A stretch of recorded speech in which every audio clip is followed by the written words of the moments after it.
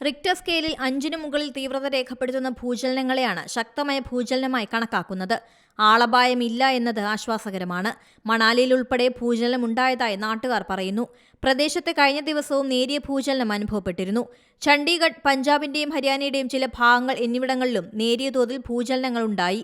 Richter സ്കെയിലിൽ 5.3 രേഖപ്പെടുത്തിയ ഭൂചലനത്തിൽ ഉത്തരേന്ത്യയിലെ പല ഭാഗങ്ങളും ഒന്നാകെ കുലുങ്ങി. ചമ്പ ജില്ലയിലാണ് ഇന്നലെ രാത്രി 9:34 ഭൂചലനമുണ്ടായത്. ചണ്ഡീഗഡ്, പഞ്ചാബ്, ഹരിയാന എന്നിവിടങ്ങളിൽ ഭൂചലനത്തിന് പ്രകമ്പനവും ഉണ്ടായി. സെക്കൻഡുകൾ മാത്രമുണ്ടായ ഭൂചലനത്തിൽ നാശനഷ്ടങ്ങളില്ല എന്നാണ് റിപ്പോർട്ട് ചെയ്യുന്നത്. ഏപ്രിൽ 1-ന് ഹിമാചൽ പ്രദേശിലെ ചമോലി, സഹൗൾ, സപ്തി എന്നിവിടങ്ങളിൽ ചെറിയ രീതിയിലുള്ള ഭൂചലനമുണ്ടായിരുന്നു. 1905-ൽ ഇതേ ദിവസം ഹിമാചൽ പ്രദേശിലെ കംഗ്ര ജില്ലയിൽ 8 തീവ്രത രേഖപ്പെടുത്തിയ ഒരു വലിയ ഭൂകമ്പം ഉണ്ടായിരുന്നുവെന്നതും ശ്രദ്ധേയമാണ്.